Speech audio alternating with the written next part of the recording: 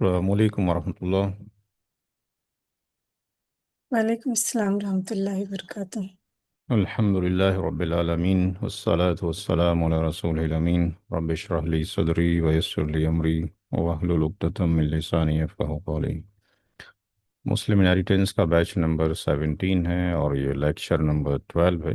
और ये इस 17 लेक्चर का 17 बैच का आखिरी सेशन है। और अगले हफ्ते इंशाल्लाह आप लोगों का टेस्ट होगा। 3 टॉपिक का डिस्कशन करना है। एक टॉपिक टॉपिक है shortcut methods to solve the inheritance cases. दूसरा जो टॉपिक है उसका डिस्कशन है percentage of decrease in all and percentage of increase in रद। और तीसरा है डिस्कशन उमरियतैन के नाम से, जो रूल हज़रत उमर रदी अल्लाह ताला अन्हु के थ्रू दिए गए थे। सबसे पहले डिस्कशन करेंगे शॉर्टकट मेथड के बारे में। तो यहाँ पर हमने एक फॉर्मेट दे रखा है और इस फॉर्मेट में हमने जो लिया है वो डीपी का मतलब है जिस शख्स की डेथ हो गई है उसका नाम आप यहाँ पे लिख देंगे जिसकी भी डेथ हुई है। और उसका डेट ऑफ डेथ क्या है, कब उसकी डेथ हुई है, वो आपने यहाँ मेंशन कर दिया। और जो तरके का अमाउंट है यानी कफन दफन कर्ज और वसीयत निकालने के बाद जो तरके का अमाउंट है वो आपने यहाँ पे रख दिया 40,000। अब लेट से मरने वाले ने अपने पीछे जिन हजरात को छोड़ा है उसमें उसकी वाइफ मौजूद है, मदर उसकी मौजूद है और फादर। और इसके अलावा लेट से एक बेटा मौजूद है। तो इनकी जो कैटेगरी आती है, वाइफ की कैटेगरी लाई करती है जेडएफ के अंदर, प्राइमरी ईयर्स के अंदर। मदर भी जेडएफ में आती हैं और बेटे की मौजूदगी में वालिद साहब भी जेडएफ में आते हैं। उनके जो शेयर्स हैं जो कि कुरान करीम में प्री डिफाइंड है, वाइफ का जो शेयर है वो 1/8 है। मदर का शेयर औलाद की मौजूदगी में 1/6 है। एंड फादर का शेयर भी औलाद की मौजूदगी में 1/6 है। अब चूंकि सारी प्रैक्टिस आप कर चुके हैं तो इन दैट केस में जो एल्शियम आपके पास आएगा वो एल्शियम जो आएगा वो 24 आएगा। जो सन है उस वो जो कैटेगरी में लाई करता है वो कैसे कैटेगरी कैटेगरी आसबा भी नफसी है और उसको बचा हुआ आर जाएगा। तो यहाँ पर जो एल्शियम 24 आया है, यहाँ पे हमने शेयर्स निकालने हैं इन नंबर्स में हर एक शख्स के। तो हम क्या करेंगे कि यहाँ पर हम मल्टीप्लाई कर देंगे, यानी 1/8 मल्टीप्लाइड बाय, यानी जो एफ एस है फ्रैक्शनल शेयर की मल्टीप्लाई एलसीएम से कर दिया जाए।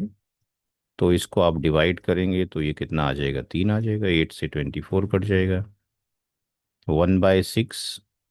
और ये 24, ये 6 आ जाएगा। फिर ये 1/6 और ये 24, ये भी कितना आ जाएगा, 6 आ जाएगा। तो अगर हम इसको जोड़ते हैं 6 और 6 12 और जो, नहीं ये गलत हो गया, 4 आएगा, 4 टाइम्स आएगा। 6 4 ये 4 टाइम्स जाएगा, 6 4 ज़ा 24, 6 4 ज़ा 24। तो ये 8 हो गया और 8, और ये कितना हो गया, 3, 11 हो गया है। 11। 8 और 3 11 हो गया। तो यहाँ पे हम मेंशन कर सकते हैं कि टोटल जो share of Z F I हैं वो कितने आए हैं, वो 3 + 4 + 4, इसको जोड़ते हैं तो 11 बनते हैं। तो यहाँ पे जो रेसिड्यू हम निकालेंगे, तो रेसिड्यू जो निकलेगा यहाँ पे वो हम कैसे निकालेंगे कि जो एल्शियम है उसमें से अगर हम ये total share of Z F निकालने, total share of Z F, यानी ये वाली total share of Z F. तो यहाँ 24 माइनस 11 अगर करते हैं तो आर की वैल्यू कितनी आ जाती है? 13। 13 आ जाती है। तो ये वैल्यू यहाँ पर 13 आ जाएगी। तो इन सब को जोड़ेंगे तो ये वैल्यू टोटल शेयर 24 आ जाएंगे। अब वन शेयर अमाउंट निकालना है, तो जो 40,000 है उस 40,000 को टी एस टोटल शेयर से डिवाइड कर देंगे। तो 40,000 को इससे डिवाइड करेंगे, कितना आता है? डिवाइड कीजिए।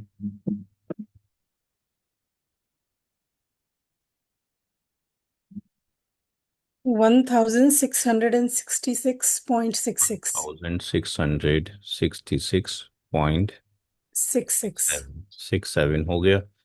तो शेयर इन अमाउंट जब निकालेंगे, तो वाइफ के लिए अगर निकालते हैं इस कॉलम में, तो शेयर इन नंबर, उसके शेयर कितने हैं? 3 हैं। 3 की मल्टीप्लाई वन शेयर अमाउंट से अगर करते हैं, 1,666.67, तो यहाँ वाइफ का शेयर निकल जाएगा। 4 इंटू दिस 1, 5000.01। ये 5,000.01। और इसी तरीके से मदर और फादर का यहाँ पे वैल्यू निकल जाएगी। सन के 13 शेयर्स जा रहे हैं, उसकी मल्टीप्लाई करेंगे तो ये सन का निकल जाएगा। इसकी मल्टीप्लाई करेंगे तो ये 6,666.67 हो जाएगा। और ये 6,666.67 हो जाएगा। और 13 की मल्टीप्लाई अगर इस वैल्यू से करते हैं तो ये 21,666.71। 67 हो जाएगा। और ये 71। अप्रोक्सीमेटली जो निकलेगा, ये अप्रोक्सीमेटली जो है 40 के आसपास आएगा जब आप कैलकुलेशन करेंगे तो। तो ये शॉर्टकट मेथड है। एक ही आपके पास लिस्ट में इसका प्रिंट आउट बना लिया जाए, फॉर्मेट तैयार कर लिया जाए, तो जो सिंगल डेथ के जो सॉल्यूशन है, क्योंकि मल्टीपल डेथ भी अगर होती हैं तो हर एक फ़र्द का आप अलग अलग मल्टीपल ये बना सकते हैं। यानी अगर मान लो वाइफ की सेकंड नंबर पर डेथ हो जाती है, तो अब जो वाइफ का अमाउंट है वो आप यहाँ 5,000 रख सकते हैं। अब वाइफ जब चली गई तो अब कौन बचा? आपके पास वाइफ का एक बेटा बचा है। अब ये जो मदर फादर थे ये तो वाइफ के नहीं है, ये किसके हैं? ये तो मरने ये वाले हस्बैंड के। हस्बैंड के हैं। तो वाइफ जब चली गई तो अब अगर बेटा इसका बचा हुआ तो सारे का मालिक कौन हो जाएगा? ये हो जाएगा, क्योंकि सास ससुर को तो जाएगा नहीं वाइफ की प्रॉपर्टी से। तो इस तरीके से ये फाइंड आउट किया जा सकता है। इसी तरीके से एक सवाल यहाँ पे और लेते हैं, जिसमें बेटा और बेटी ले लें, थोड़ा सा टेबल जो है एनहेंस हो जाएगा।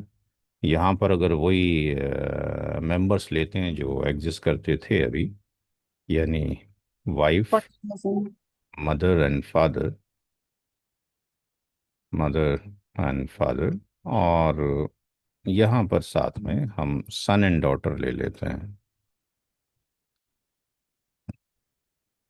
तो पहला वाला जो डिस्कशन किया था उसमें अगर यहाँ पर मान लो कि इस केस में फादर एग्जिस्ट अगर नहीं करते, और यहाँ पर अगर कोई रियल सिस्टर एग्जिस्ट कर जाती, सन नहीं होता और डॉटर होती, तो रियल सिस्टर किस में आ जाती? डॉटर के साथ में डॉटर अच्छा। जाती, और ये असबा माँ गैरी के अंदर आ जाती। तो ये वाली जो शीट है वो एबीएन पे भी काम करेगी और असबा माँ गैरी के साथ भी काम करेगी। लेकिन दूसरी जो शीट है वो एबीजीपी के साथ में काम करेगी, चाहे बेटा बेटी हो, पोता पोती हो, सगा भाई सगी बहन, सौतेला भाई सौतेली बहन, उसमें हम इसका यूज़ कर सकते हैं। तो वाइफ जो है यहाँ पे जेड एफ है, मदर भी जेड एफ है, फादर भी जेड एफ है, और इनकी कैटेगरी ए बी जी है। और इनको आर में से 2:1 मिलेगा। वाइफ का शेयर 1/8 है, मदर का 1/6 है, और इसका 1/6 है। एल्शियम जो यहाँ पर आएगा वो 24 ही आएगा। और यहाँ पे नंबर ऑफ शेयर्स जब निकालेंगे तो एफएस का मतलब फ्रैक्शनल शेयर, एलसीएम से मल्टीप्लाई कर देंगे, 1/8 इंटू 24, ये 3 आ जाएगा। 1/6 मल्टीप्लाइड बाई 24, ये 4 आ जाएगा। 1/6 मल्टीप्लाइड 24, ये भी 4 आ जाएगा। तो ये जो टोटल शेयर्स आपके पास निकल कर आएंगे 344, ये कितने हो जाएंगे? 11 हो जाएंगे। आर की वैल्यू जब निकालना चाहेंगे तो 24 - 11 जब 13. करेंगे तो कितना आ जाएगा? 13 आ जाएगा। अब 13 को कैसे डिस्ट्रीब्यूट करेंगे? तो पॉइंट्स में चला जाएगा। Student. तो अब यहाँ पर 13 जो टोटल वैल्यू है बेसिकली वो इन दोनों की मिलाकर ये 13 आ रही है। तो अब इसको कैसे कैलकुलेट किया जाए? तो इसके लिए हमने क्या करना है कि इनका जो एडिशन ऑफ रेशियो है दोनों का, वो 2 + 1 इक्वल टू कितना हो जाएगा? 3 हो जाएगा। तो हम क्या करेंगे कि जो फाइनल एलसीएम है तो उसमें एलसीएम की मल्टीप्लाई एडिशन ऑफ रेशियो से अगर कर दी जाए तो यहाँ पर जो एलसीएम था वो 24 था, और एडिशन ऑफ रेशियो जो है वो कितना है? 3 है। तो 3 की मल्टीप्लाई अगर हम यहाँ करते हैं तो कितना बन जाता है? 72. 72 बन जाता है। इसका मतलब अगर 72 बन गया तो उसके 3 पार्ट किए जा सकते हैं, 13 के 3 पार्ट नहीं हो सकते। 72 के जब हो गया तो यहाँ पर इसकी मल्टीप्लाई हर एक की हम 3 से कर देंगे तो यहाँ पे फाइनल शेयर इन नंबर्स जो होगा वो शेयर इन नंबर्स जो यहाँ पे था, और एडिशन ऑफ जो रेशियो था यहाँ से ले सकते हैं। यानी 3 की मल्टीप्लाई अगर 3 से करते हैं तो जिसको 3 शेयर जाने थे उसको 9 जाएंगे, जिसको 4 जाने थे उसको 12 जाएंगे। तो अब ये 12 और ये हो गया, और यहाँ पर जो जिसको ये जाने थे, क्या नाम, 13 जाने थे, 13 जाने थे, तो 13 की मल्टीप्लाई अगर 3 से करेंगे तो ये कितना हो जाएगा? 39 हो जाएगा। तो अब 39 को तो 3 पार्ट में डिवाइड किया जा सकता है, 13 को 3 पार्ट में डिवाइड नहीं कर सकते विदाउट फ्रैक्शन। तो 2:1 करेंगे तो पहले वाले को कितने हिस्से जाएंगे? बेटे को कितने हिस्से जाएंगे? यहाँ पे उसको 2 शेयर जाएंगे। तो इसको सन को जो जा रहे हैं वो 2 शेयर जा रहे हैं, यानी वो 2 × 13 यानी 26 हिस्से बेटा लेकर जाएगा, और 1 × 13 यानी ये कितने? 13 हिस्से ये जो कि बेटी है वो लेकर जाएगी। तो यहाँ पर 9, 12, 12 और ये 26 और जो 13 है ये टोटल मिला के कितना हो जाएगा? 72 हो जाएगा। तो अगर वही अमाउंट लेते हैं 40,000 का, तो 40,000 को यहाँ पे जब डिवाइड करेंगे तो 40,000 डिवाइड किया जाएगा 72 से, तो जो एक जो शेयर आएगा वो 55.555 का आएगा। तो यहाँ पर जो वाइफ का शेयर आएगा 9 × 555, और ये वैल्यू जो है वॉट एवर जो भी आएगी, और इसी तरीके से 12 × दिस वन, 12 × दिस वन, यहाँ पे 26 की मल्टीप्लाई हो जाएगा, और यहाँ पे 13 का मल्टीप्लाई से कर दिया जाएगा। तो जो भी वैल्यू आएगी वो अप्रोक्सीमेटली 40,000 के आसपास आ जाएगी। तो यहाँ पर जो है हमें थोड़ा सा कैलकुलेशन और करना पड़ेगा। जब प्रैक्टिस करेंगे तो ये भी हल हो ही जाएगा। प्रोसीजर आपको बता दिया गया है कैसे करने का है। किसी को अंडरस्टैंड ना हुआ हो तो पूछ सकते हैं। तो मल्टीपल शीट के बजाय एक इस शीट के अंदर सॉल्यूशन किया जा सकता है। तो एक तो ये शॉर्टकट मेथड था जिसका डिस्कशन करना था। दूसरा जो डिस्कशन है आज का वो ये था कि कुछ रूल्स हैं जो कि हज़रत उमर रदी अल्लाह ताला अन्हु के थ्रू दिए गए।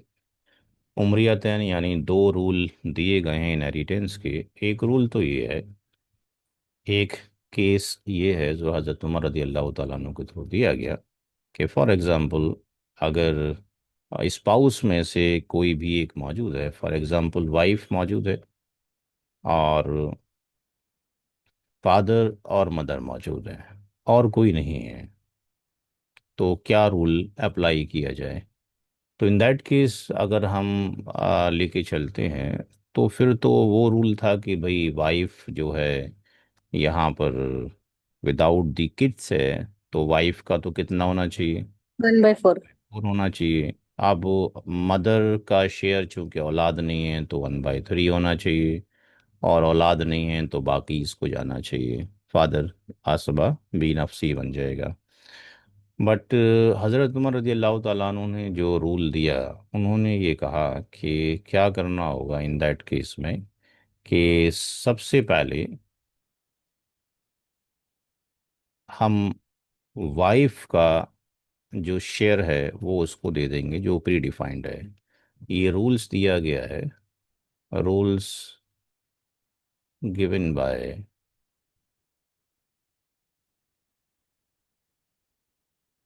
उमर रदी अल्लाह ताला अन्हु के थ्रू दिया गया। तो सबसे पहले वाइफ को उसका प्री डिफाइंड शेयर दे दिया जाए। अब जो रेसिड्यू बचता है दैट इज 1 - 1/4 यानी 3/4 बचता है। फिर तीसरे नंबर पर जो फादर एंड मदर हैं इनको दिया जाएगा 2:1। तो फादर और मदर का जो एडिशन हो जाएगा वो 3 हो जाएगा। इसलिए फादर का जो शेयर निकाला जाएगा वो 3/4 के 3 डिवीज़न, और 2 डिवीज़न किसको जाएंगे, फादर को जाएंगे। तो यहाँ से 3 से 3 डिवाइड हो जाए, कट जाएगा, और 2 से ये 2 आ जाएगा, यानी फादर को 1/2 जाएगा। और जो मदर है, मदर को 3/4 का 1/3 जाएगा, यानी इसको 1/4 जाएगा। तो अकॉर्डिंग टू दी हज़रत उमर रदी अल्लाह ताला अन्हु, वाइफ का जो शेयर जा रहा है वो 25% है। फादर का जो शेयर जा रहा है हाउ मच, 50% है। और मदर का शेयर जो जा रहा है वो कितना है, 25%। 25%. 5% है। तो ये रूल हज़रत उमर रदी अल्लाह ताला अन्हु के थ्रू दिए गए। और भी साहबा इकराम मौजूद थे।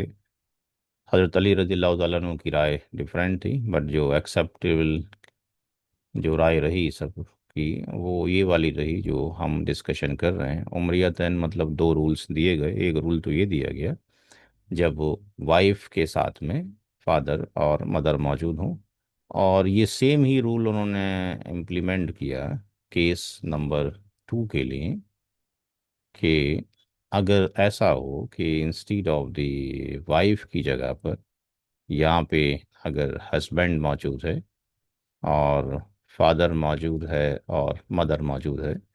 अब चूंकि औलाद नहीं है तो हस्बैंड का 1/2 होना चाहिए, फादर फिर आपके पास आर लेके जाना चाहिए, मदर को 1/3 मिलना चाहिए।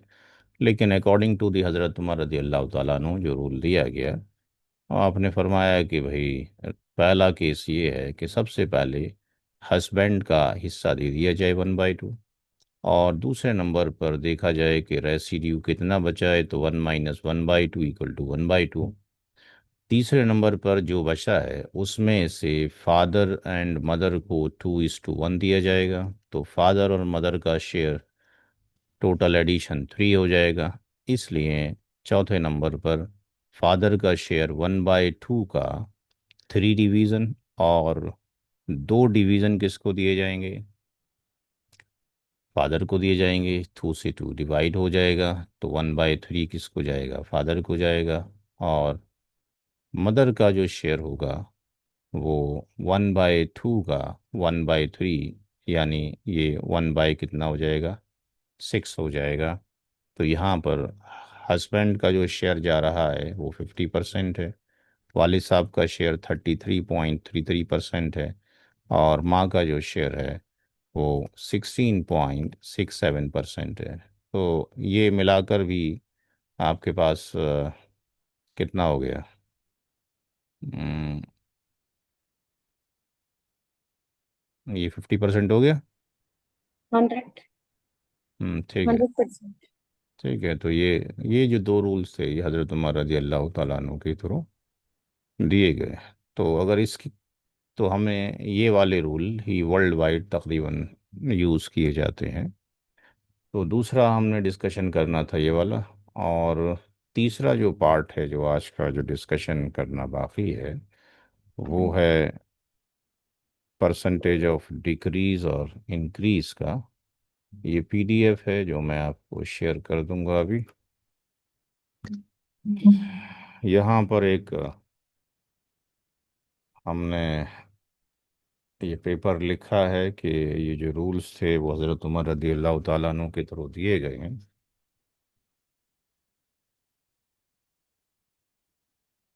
और इस पेपर में ये डिस्कशन किया गया है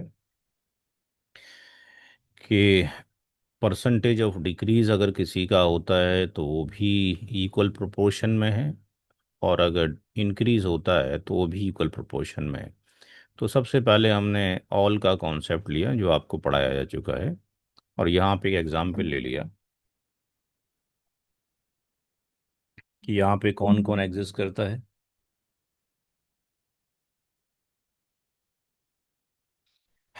यहाँ पर हस्बैंड है और दो सगी बहनें हैं।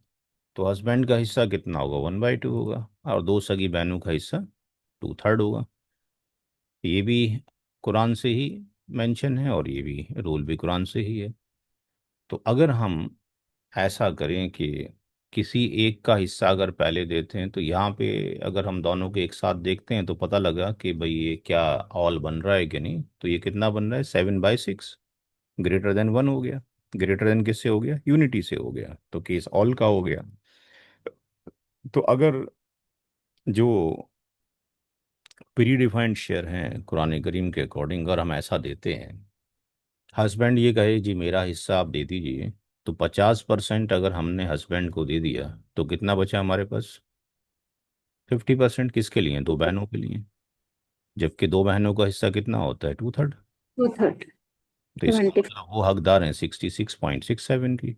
तो इसका मतलब दोनों जो सिस्टर हैं वो कितने लॉस में जा रही हैं, 16 पर। 16.67 के। और अगर इसका उल्टा कर लेते हैं कि हम दो बहनों को दे दें पहले, तो फिर हस्बैंड के लिए 33 बचा, जबकि हस्बैंड का हिस्सा तो 50% है, तो फिर वो भी लॉस में जा रहा है।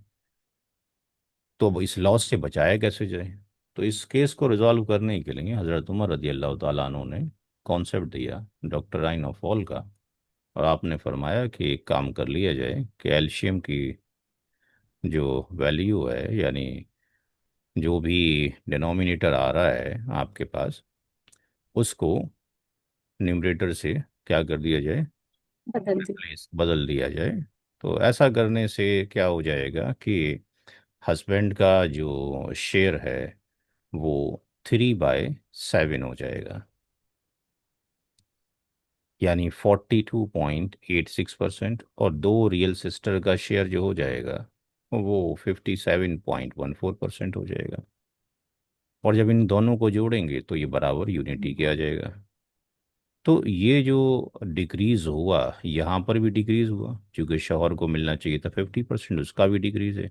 दो बहनों को 66.67 मिलना चाहिए था, उसका भी डिक्रीज है। तो अब ये डिक्रीज जो हो रहा है, कितना डिक्रीज हो रहा है, क्या वो सही हो रहा है। तो यहाँ पर अगर इंटरनेट पर जाते हैं तो परसेंटेज ऑफ डिक्रीज का फार्मूला लिख जाता है, मिल जाता है। तो यहाँ पर परसेंटेज ऑफ डिक्रीज का फार्मूला है SDA। ये हमने अपनी टर्मिनोलॉजी ले ली, ये नेट पे अवेलेबल नहीं है। यानी शेयर डिफरेंस इन ऑल। तो यहाँ पर शेयर डिफरेंस इन ऑल में क्या करना पड़ेगा, जो प्री डिफाइंड शेयर है, यानी हस्बैंड का जो 50% था वो, और जो शेयर आफ्टर ऑल आया है, उनको माइनस किया जाए तो ये वैल्यू निकल जाएगी। और PS का मतलब है pre defined share. H husband के रेस्पेक्ट में लेंगे जहाँ फार्मूले में आएगा, RS का मतलब रियल सिस्टर। तो परसेंटेज ऑफ डिक्रीज निकालने के लिए इस फार्मूले का हम यूज़ करेंगे। तो इस फार्मूले का अगर हम यूज़ करते हैं और इसमें उस वैल्यूज़ को पुट करते हैं, तो यहाँ पे हम ये देखते हैं कि परसेंटेज ऑफ डिक्रीज हम हस्बैंड के लिए निकाल रहे हैं। तो ये है प्री डिफाइंड जो शेयर है, और ये शेयर आफ्टर ऑल है। तो 1/2 को और -3/7 को हम अगर निकालते हैं तो ये कितना होता है, 14। और ये 2 7 ज़ा, और यहाँ पर ये 7 2 ज़ा, और 2 आ गया, 2 से 3 की मल्टीप्लाई करेंगे 6, यानी कितना आ जाएगा, 1/14। यानी इतने का जो सॉल्यूशन है वो कितना आया, 1/14। फिर नीचे क्या, ऑब्लिक का साइन है, तो ऊपर जो है 1/14 है, फिर नीचे 1/2 है, और मल्टीप्लाइड बाय 100 है। तो ये 1/14 ऐसे आ जाएगा, और ये 2 ऊपर चला जाएगा, 2/1 हो जाएगा, और मल्टीप्लाइड बाय 100 हो जाएगा। 2 से 14 को कट करेंगे तो 7 आ जाएगा। तो 1/7 into 100. 100 इतना डिक्रीज हुआ है किसका, शोहर का हिस्सा 14% डिक्रीज हुआ है। तो क्या रियल सिस्टर का भी इतना ही डिक्रीज हुआ है? तो वहां अगर हम जाके देखते हैं तो दो रियल सिस्टर का हिस्सा कितना होता था, 2/3 होता था।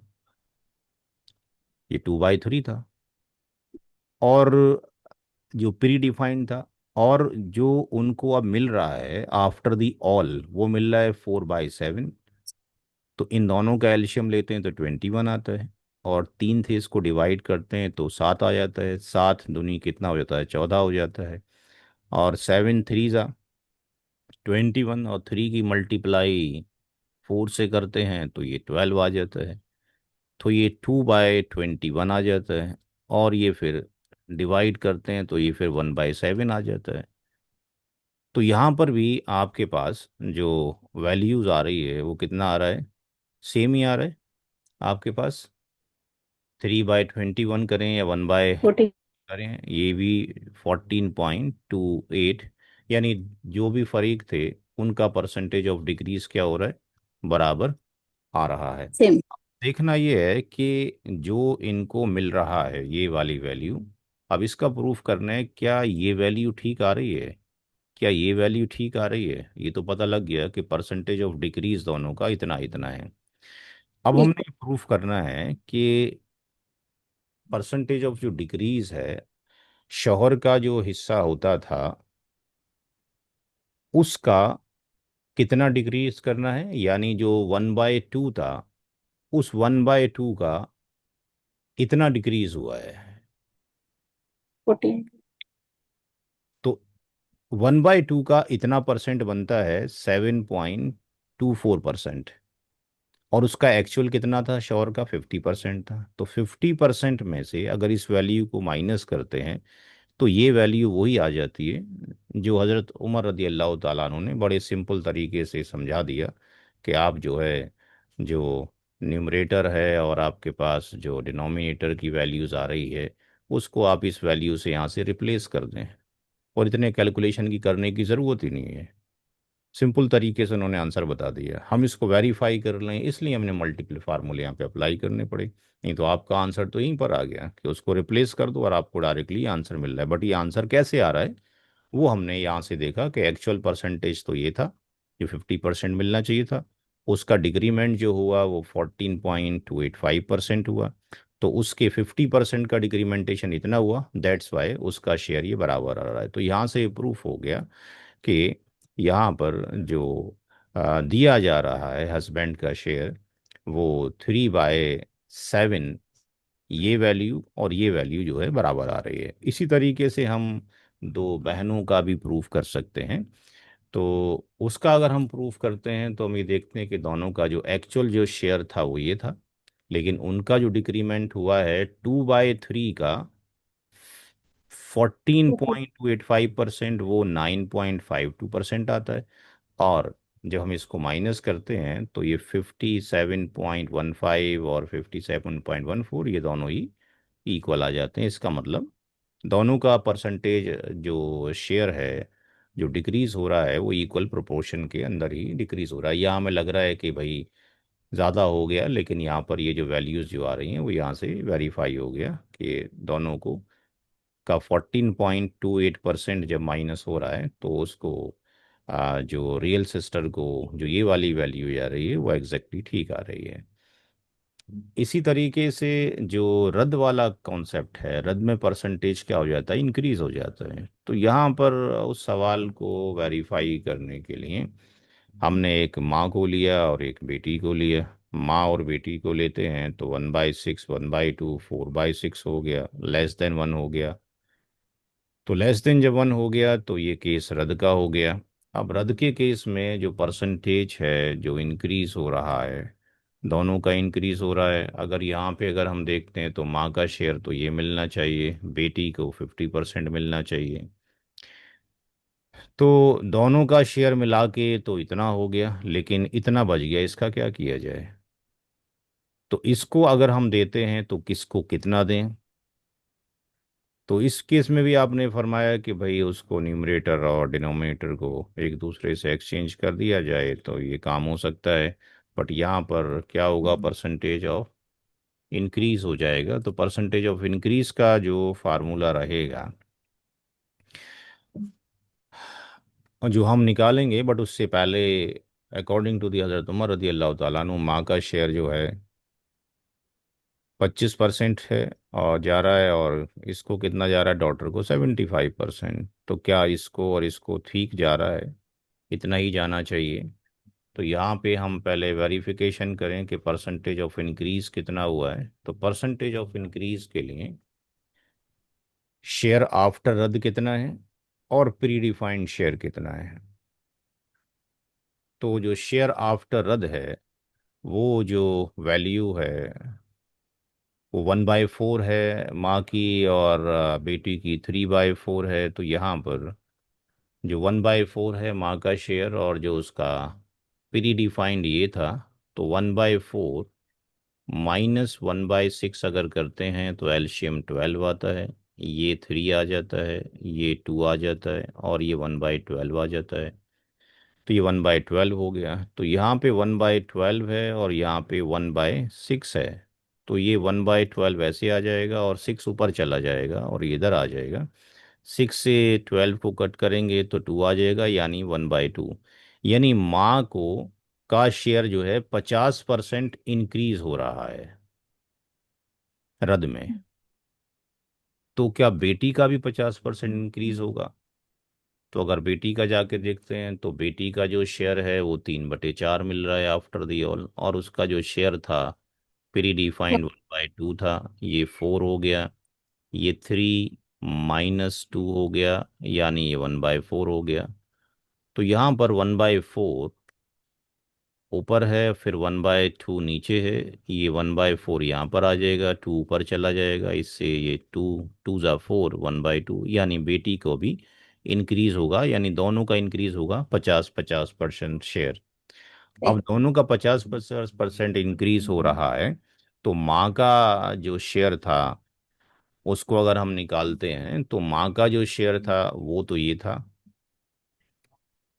जो कि प्रीडिफाइंड था 1/6। अब उसका 50% यानी 1/6 का फिर 50% इंक्रीज हो रहा है। तो 50% हो गया इसका 8.33। तो पहला उसका 16.67 था और उसके प्री डिफाइंड शेयर का फिर 50% इंक्रीज हो रहा है तो 8.33, यानी दोनों मिलाकर हो गया 25%। तो माँ को जो है 25% जा रहा है। और अगर बेटी का अगर हम निकालते हैं तो बेटी को 50% पहले मिल रहा था 1/2, और फिर 50% उसके प्री डिफाइंड शेयर का ये 25% हो गया। तो ये उसको दैट्स वाई 75% जा रहा है। तो यहाँ से ये प्रूफ हो गया कि जो हज़रत उमर रदी अल्लाह ताला अन्हु ने बड़े ईजीएस्ट वे में जो कैलकुलेशन हमें दे दिया, उसमें कॉम्प्लेक्सिटी को हमें फाइंड आउट करने की ज़रूरत ही नहीं है। बट होता क्या है कि जब लोग तनकीद करते हैं कि भाई ऐसे कैसे हो गया, इसलिए इन फार्मूलों की ज़रूरत पड़ रही है। अदरवाइज़ तो इस्लाम में तो हमें ऑर्डर मानना है, क्यों कैसे इसका तो हमें सवाल ही पैदा नहीं करना है। तो यहाँ पे मैथमेटिकली ये प्रूफ कर दिया गया कि जो रूल्स दिए गए हैं वो बिल्कुल परफेक्ट थे। दोनों का परसेंटेज इंक्रीज हो या डिक्रीज हो वो इक्वल प्रोपोर्शन में ही होता है, और ये वेरिफिकेशन भी हमने यहाँ पर कर लिया है। तो ये तीनों जो डिस्कशन हैं जो हमने किए हैं, ये जो डॉक्यूमेंट है ये भी मैं अभी आपके ग्रुप में फॉरवर्ड कर देता हूँ, फिर मुझे याद नहीं रहेगा। और एक पीछे भी मैंने कहा था फॉरवर्ड करने के लिए, वो भी शायद मैं फॉरवर्ड नहीं कर पाया, वो भी मैं अभी फॉरवर्ड कर देता हूँ। 2 फॉरवर्ड मुझे करने हैं मुस्लिम इनहेरिटेंस के बैच में। एक तो ये परसेंटेज ऑफ डिक्रीज इंक्रीज करना है, और एक वो था 3 ways to support the orphan grandchildren. ये दोनों मैं अभी फॉरवर्ड कर देता हूँ। मुस्लिम इनहेरिटेंस बैच नंबर 17, और यहाँ पर इसको मैं फॉरवर्ड एक ये परसेंटेज ऑफ डिक्रीज इंक्रीज, ये जो रिसर्च पेपर लिखा था इसको मैंने फॉरवर्ड कर दिया है।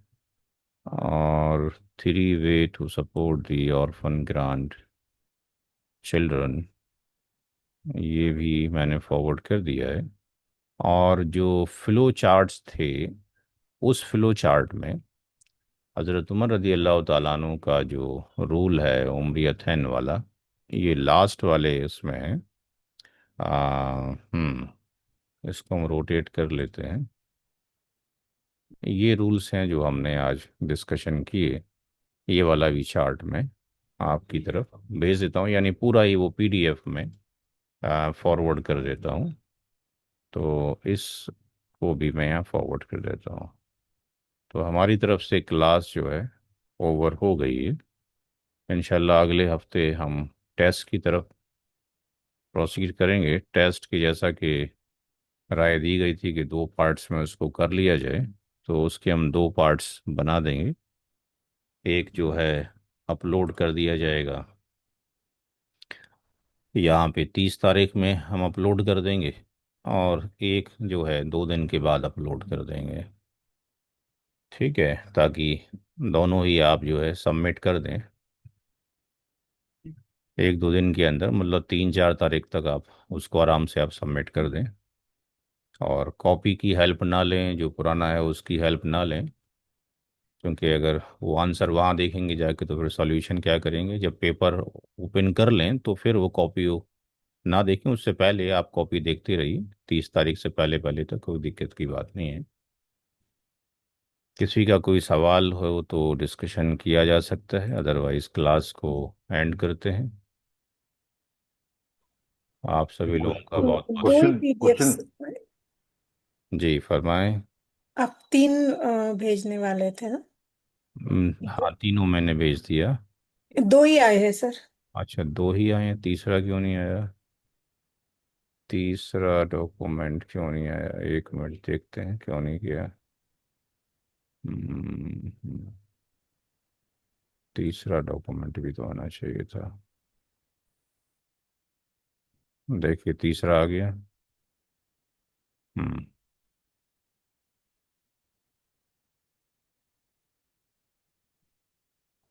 पहुंच गया होगा तीनों आपको। जी, आ गया। जज़ाकल्लाह खैर।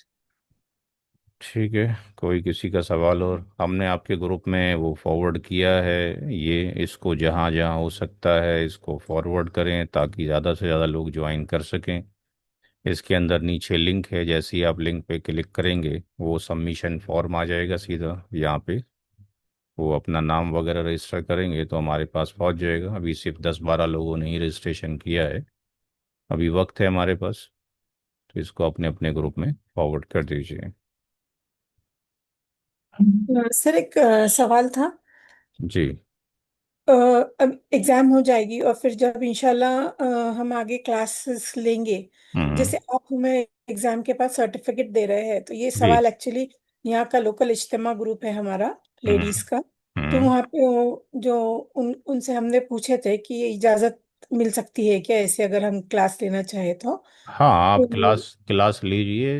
अगर आपने क्लास पूरी कर ली है एंड वो आपको एग्जामिनेशन जवाब देंगे तो हमें अंडरस्टैंड हो जाएगा कितने आप कैपेबल हो गए हैं। तो at least you can take the same questions जो हमने क्लास में कराए हैं, वो आपने कॉपी चेक भी करवाई हैं, तो वो जी सेम सेम सवाल ले सकते हैं। तो आपने जो भी क्लास में लेक्चर देना है वो आप लिख कर नोट करके ले जाएं, कोई दिक्कत की बात तो नहीं है। जब आपके पास आ जी जाए तो आप बिना नोट्स के ही पढ़ा सकते हैं। जी इंशाल्लाह। हाँ, उसको यूज तो, करें। उनका सवाल ये था कि सर्टिफिकेट मिलेगा कि नहीं, एग्जाम भी लेंगे तो सर्टिफिकेट मिलेगा क्या नहीं। तो हमने कहा कि हमारे अच्छा, सर। जहाँ पर आप अपना दर्स देना चाहते हैं तो जी सर्टिफिकेट में, हाँ, तो ठीक है, सर्टिफिकेट हम प्रोवाइड कर देंगे, बट हम उनका एग्जामिनेशन ले लेंगे आपको पढ़ाने के बाद, कोई दिक्कत की बात नहीं है। जी जी आप क्लास लीजिए एज ए IIRC की तरफ से, ठीक है। जी उनका फिर जब एग्जामिनेशन आपने लेना होगा तो बता दीजिएगा, तो हम यहाँ से हम एग्ज़ाम पेपर बना देंगे, आपको फॉरवर्ड कर देंगे। आप ग्रुप में फॉरवर्ड कर दीजिएगा। उसके बाद जी कॉपी चेक करना होगा तो आप मेरे को फॉरवर्ड कर सकते हैं, अदरवाइज़ आप खुद भी कर सकते हैं। जी हाँ, तो आप जब एग्जामिनेशन का पैटर्न अभी देख लेंगे हमारा तो आपको आइडिया हो जाएगा, तो आप खुद भी जी डिज़ाइन कर सकते हैं। तो सर्टिफिकेट मिल जाएगा तो एटलीस्ट ये कि लोगों को एक प्लस पॉइंट हो जाता है कि हमने जो किया है उसका एक सर्टिफिकेट मिल गया है। और ये तो एक ऐसा है कि 3 महीने तक आपने साथ में रहे हैं और सीखा भी है कैलकुलेशन। जी। एक तो होता है पार्टिसिपेशन सर्टिफिकेट, ये तो आपके पास कैलकुलेशन बेस्ड है, तो ये तो इंशाल्लाह अच्छा रहेगा, जहाँ जहाँ तक भी होना चाहिए। तो सर्टिफिकेट इंशाल्लाह आप लोगों को दे दिया जाएगा जो आपका एग्जामिनेशन हो जाएगा। और सर्टिफिकेशन भी बड़ा जो है अच्छी तरीके से लोगों के बने हुए हैं इसके अंदर। जो पिछले बैचेस में गए हैं, बैच नंबर आई थिंक 16 के अंदर जो टेस्ट पेपर है और सर्टिफिकेट्स हैं, आई थिंक ये सर्टिफिकेट, हाँ ये सर्टिफिकेट है। इस पे आपका नंबर ही पड़ा होगा, आप कहाँ से बिलोंग करते हैं, आपने अपना नाम कैपिटल में एग्जामिनेशन के बाद लिख के भेजना होगा और कौन सी स्टेट है वो। और तकरीबन 3 महीने हमने लगाए हैं, बहुत सारे काम किए हैं, तो ये एक सर्टिफिकेट आपको इस तरह का मिल जाएगा। ठीक है। जी इंशाल्लाह। ठीक है इंशाल्लाह। जज़ाकल्लाह खैर। फिर अस्सलाम हमारे वालेकुम। जी जी। एक तजवीज़ और एक सवाल था। जी सवाल ये है कि एग्जामिनेशन पेपर आप अपलोड करेंगे तो हम लोग सॉल्व करके उसको पीडीएफ करके आपको सबमिट करना हाँ, पीडीएफ में ही सबमिट करना है है। उसको, उस पे नाम लिखकर अपना और हम्म, बैच नंबर लिखकर बस। जी दोनों पेपर मतलब पहले पेपर के इश्यू होने के 4 दिन बाद क्या पहला पेपर सबमिट करें, पहले इश्यू पेपर करें? के पहला पेपर हम 30 तारीख में अपलोड कर देंगे, तो आप उसको जो है 2 तारीख तक सबमिट कर दीजिए। दूसरा 2 तारीख में अपलोड कर देंगे, तो 4 तक अपलोड कर दिए, 2 दिन काफ़ी हैं। तो पहले पेपर के लिए 3 दिन दे रहे हैं आप? हाँ 3 दिन 31, काफ़ी। 1, 2। जी हाँ जी, तीस ठीक है, और एक दो चलेगा। काफ़ी है जी। इसमें ऑब्जेक्टिव टाइप रखेंगे, और जो 2 तारीख में करेंगे वो लेंदी क्वेश्चंस होंगे, वो बेस्ड होंगे G multiple G death in a period of time और G share of the child to be born, ये वाले क्वेश्चंस होंगे, ताकि लेंदी क्वेश्चन भी हम देख सकें कैसे आप कर रहे हैं। जी जी। ठीक है। और चलो। दूसरी एक तजवीज़ ये थी सर जी कि हम लोग बैच नंबर 17 में अल्हम्दुलिल्लाह आपके रहनुमाई में बहुत सी चीजें सीखे हैं, मैं तो सीखा हूँ। जी जी। आ, सभी मेरे तरफ से और सभी बैच के मेंबरान की तरफ से हम आपके ममनून व मशकूर है।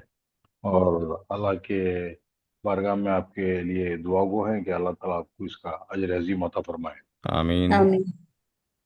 दूसरा, हम लोग ग्रुप में रहे मगर मेरा तो दूसरों से तारुफ नहीं हुआ, आपस में एक दूसरे का तारुफ हुआ। और हम्म ये बैच हम छोड़ भी दे तो हमारा ग्रुप, अगर ग्रुप मेंबरान पसंद इसको करे तो हम्म। ग्रुप में शामिल रहे, आगे हम क्या कार्रवाई कर रहे हैं क्या है जी इस। ग्रुप ग्रुप जो ग्रुप बन चुके हैं जितने भी आज तक, वो सारे ग्रुप हमने लाइव रखे हैं, और उसका जी एडमिनिस्ट्रेशन हमने अपने पास ही रखा हुआ है। रेयर जी। चांस है कोई वहाँ से एग्जिट होना चाहता है, तो हर बैच में जितनी भी क्लासेस होती हैं अपलोड होती रहती हैं। तो आपका जो 17th बैच है उसमें जो मेंबर्स हैं वो भी रहेंगे, अगर वो दोबारा से रिव्यू करना चाहते हैं 18th वाले में, हम्म, तो आपकी रिक्वेस्ट के ऊपर हम उसको 18 ग्रुप में भी मूव कर सकते हैं, जो दोबारा से कोर्स करना चाहते हैं, कोई दिक्कत नहीं है। जी अभी ये ग्रुप में कौन लोग हैं कुछ मालूम नहीं हो सका, मतलब हाँ तो कुछ उसमें सिर्फ आलिम हजरात है या मुफ्ती है या इफ्ता किए हुए हैं अब या ये ऐसी असरी चीज़, तालीम? हाँ अब आज आना चाहिए था सबको, लेकिन चार ही लोग मौजूद हैं, मतलब 12-13 में से आज तो और भी कम हो गए हैं। जी जी, वो चार ही का तारुफ हो सकेगा, मुमकिन है? वो ग्रुप में रिक्वेस्ट डाल दी है, अगर लोग जी समझेंगे जी, तो दे ठीक है सकेंगे, ठीक। क्योंकि अगर लेट से वो अगर सारे एजुकेटेड हैं, किसी प्रोफाइल पर हैं, तो इस हम्म, काम में आगे बढ़ा जा हम्म, सकता है। दीनी काम से अगर सारे लोग जुड़े हुए हैं तो अच्छा हम्म, काम एक आ सकता है, कुछ रहनुमाई आ सकती हैं, कुछ और भी कोर्सेज चल सकते हैं इसके बेहाफ के ऊपर। जैसे ये जी कोर्सेज मदारिस से अगर अटैचमेंट हो जाएं कि जैसे नदवा है, मजहरी है, और आपके पास फलाई है, तो वहाँ हम्म, से और भी वैल्यूबल हो जाएगा अगर वो इस तरह के कोर्स लॉन्च कर दें, चाहे वो हम्म, 6 महीने के साल भर के कर दें, तो एक वेटेज बढ़ जाएगा। हम्म, ठीक है इंशाल्लाह, फिर जी जी। अगले हफ्ते मुलाकात होगी। अस्सलाम वालेकुम। तो उसमें जज़ाकल्लाह। आपको अस्सलाम। उसमें क्या लॉगिन करने की ज़रूरत नहीं है, मैं उसको पोस्ट कर दूंगा आपके यहाँ पे। जी जी। पेपर को हम पोस्ट कर दें, कितने बजे पोस्ट करना है ये मैं बता दीजिए। 30 तारीख में कितने बजे पेपर को अपलोड कर दें। भाई जोहर से पहले ठीक अपलोड है। कर दें आप। ठीक है, जोहर में अपलोड कर देते हैं 30 तारीख में। सर एक जी सवाल है। जी। जी हाँ, ये जो मिरास की तकसीम का देखे हमने। हम्म। एक है जो खुला और तलाक शुदा होते हैं, हम्म। तो बच्चों को तो मिलता है हम्म। मिरास में। हम्म। मगर जो तलाकशुदा शौहर या बीवी है, तो हम्म। क्या उन्हें उन्हें भी मिलता है? वो उस केस में पॉसिबल है जब वो इद्दत के अंदर मौजूद है। अगर एक ही तलाक किसी ने दिया है तो अंडर दी पीरियड है, और अगर डेथ हो जाता तब तो मिलेगा, लेकिन पीरियड ही खत्म हो गया तो फिर नहीं मिल सकता है। हाँ, ये उसके तो केस बीवी का। में मल्टीपल स्कॉलर्स की राय है। तो ये जो हम्म, क्वेश्चन है आप हमें वॉइस रिकॉर्डिंग में रिकॉर्ड करके भेज दिए, ताकि ये हम्म, हम स्कॉलर्स की तरफ भेज सकें, क्योंकि जी मैं सिर्फ इंशाल्लाह। सिंप्लीफाई करता हूँ कैलकुलेशन। हम्म। ठीक है ना। ये तो मैं आपको समझा सकता हूँ, लेकिन उसमें कुछ कॉन्फ्लिक्ट हो सकते हैं उलमाए कराम के। तो आप वॉइस रिकॉर्डिंग में जो भी क्वेश्चन है आप भेज दीजिए। मल्टीपल स्कॉलर्स जी को हम भेज देंगे, जैसे आंसर आएगा आपकी तरफ फॉरवर्ड कर देंगे, या ग्रुप में वो फॉरवर्ड कर देंगे आपके पूछे हुए क्वेश्चन को, जी ताकि बाकी लोगों इंशाल्लाह। को भी समझ आ जाए। इंशाल्लाह, जज़ाकल्लाह। ठीक है। अस्सलाम वालेकुम। अल्लाह बरकातहू।